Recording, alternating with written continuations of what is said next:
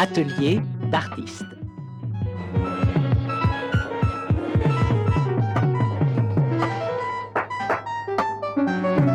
En direct d'un atelier qui se trouve au Chesnay, celui du peintre Maurice Rocher, donc dans le lieu même où l'artiste travaille.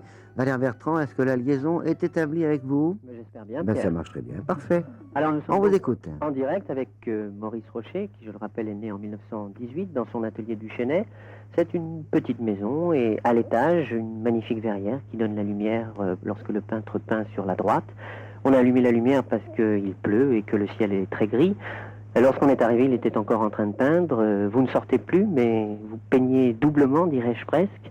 Et on vient vous voir donc à propos de cette exposition qui a lieu à la galerie AA dans le 18e à Paris. Ce sont des gouaches de 77 à 81, une exposition qui aura lieu jusqu'au 11 janvier.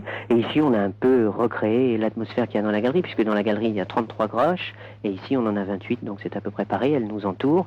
Elles sont posées sur les tableaux qui sont retournés. Alors, si on connaît votre peinture, vos gouaches, on les connaissait un peu moins. Disons que ce sont toujours des portraits et des femmes. Et il y a bien sûr des hommes qui sont ces hommes et ces femmes en couple, en trio. Je les avais connus jeunes veuves, je les avais connus mariées, femmes courtisanes. Il y avait même des femmes courtisées, des carmen, toujours entourées d'hommes en habit, le nez souvent perdu dans leur sein plantureux et avenant.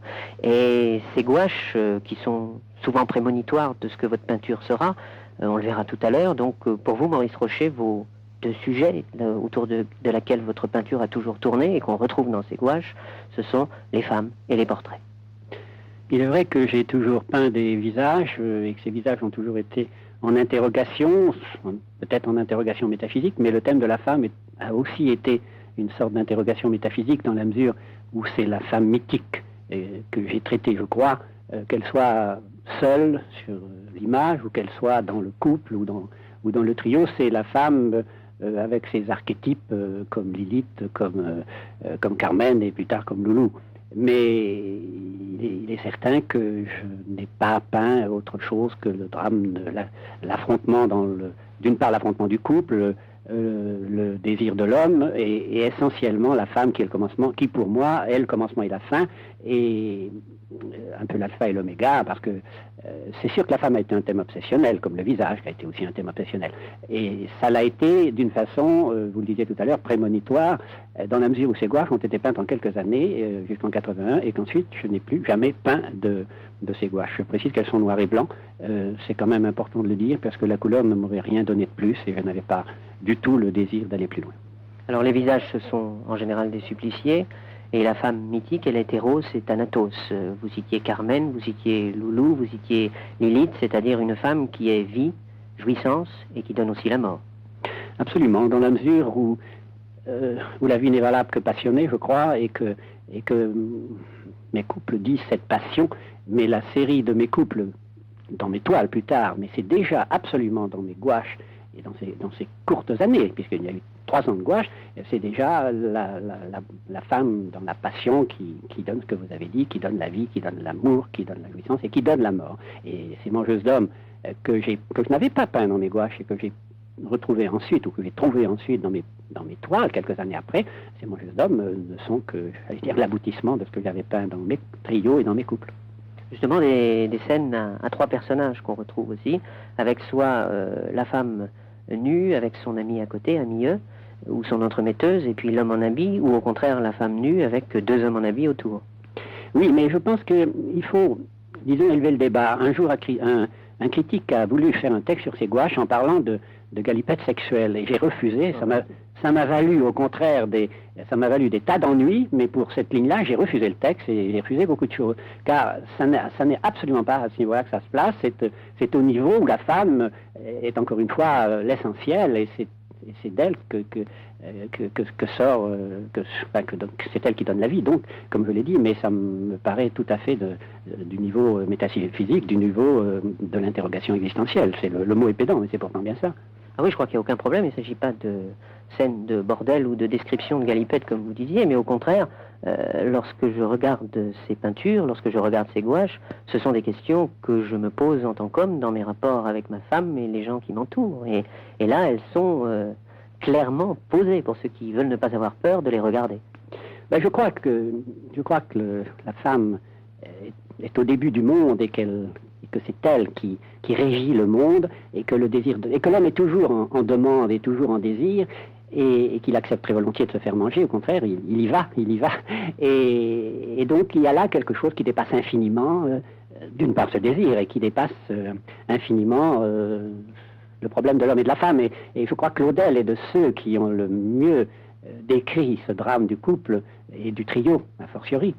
Parce que dans mes gouaches, il y a souvent le trio, indépendamment des scènes ou des salons où là c'est un tout petit peu plus particulier comme expression.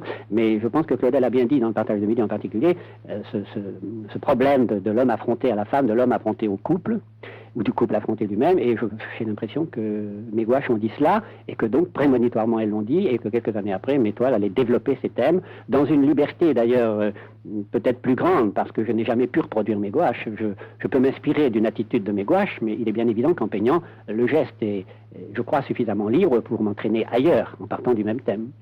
Je disais tout à l'heure que vous ne bougiez plus, mais que ça ne vous empêchait pas de travailler.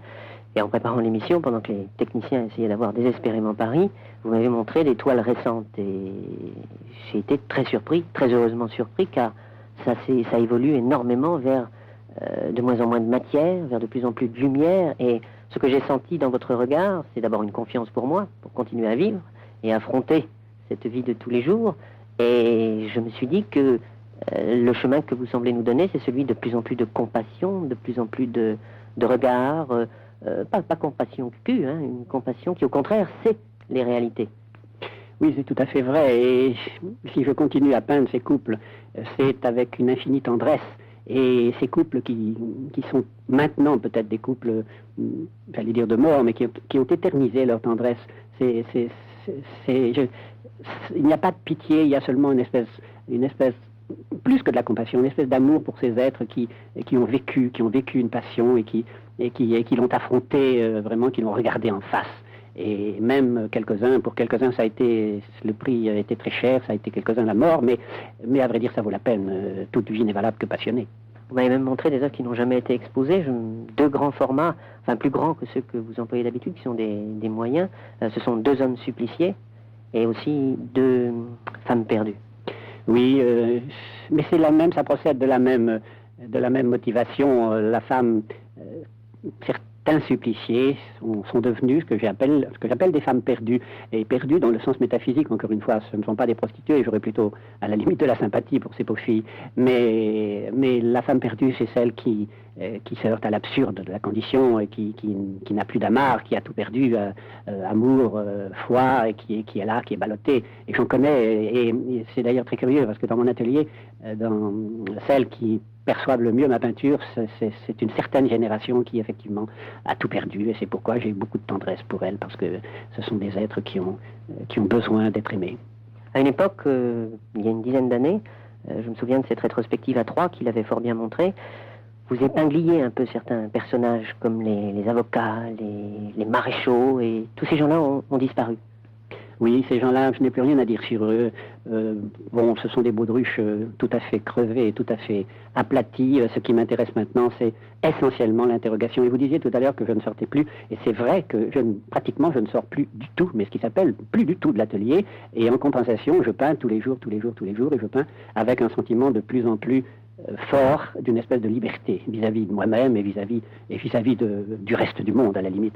Et je ne demande rien d'autre que de pouvoir continuer à avancer, à peindre et être de plus en plus libre devant ma toile, y compris à la limite de me casser la figure. Je pense ce risque-là, il faut le prendre. Quand on crée, il faut prendre tous les risques. Mais c'est quand même une liberté qui est une énorme richesse, et je dois dire que je pense que je l'ai déjà dit, mais je n'en souhaite pas d'autre. Alors, peut-être pour finir, votre comme vision du monde, je veux dire, comment est-ce que vous le regardez? Est-ce que vous citiez tout à l'heure le mot d'absurde? Comment est-ce que c'est absurde? Est-ce qu'il y a de l'espoir? Bien, il est certain que le problème, c'est de se heurter à de réaliser et d'être suffisamment lucide sur cette condition humaine qui par définition maintenant me paraît absurde. Dès l'instant qu'elle n'est pas éclairée par une espérance qui pour beaucoup est la foi, dès l'instant que l'homme est nu devant toutes ces questions qu'il se pose sur son existence, sur son être, sur son devenir, il est certain qu'on n'a pas de réponse et que donc c'est s'affronter à l'absurde et c'est une position fort douloureuse, si vous voulez, mais que pour ma part je résous en essayant d'élever le débat, le niveau et en peignant ces êtres que j'aime encore. Tout compte fait, je crois que ce qui reste comme espoir, c'est d'aimer et c'est l'amour. Voilà Pierre, nous étions avec Maurice Roché pour cette exposition de gouache de 1977 à 1981. C'est à la galerie AA, dont je vous donne l'adresse, c'est au 39 avenue Junot dans le 18e à Paris. L'entrée en fait est aux 2 rue Juste Métivier, c'est au métro Lamar-Colincourt et c'est ouvert du mardi au samedi de 14h30 à 19h30 et l'exposition a lieu jusqu'au 14 janvier. Merci Valère, nous vous retrouverons bientôt.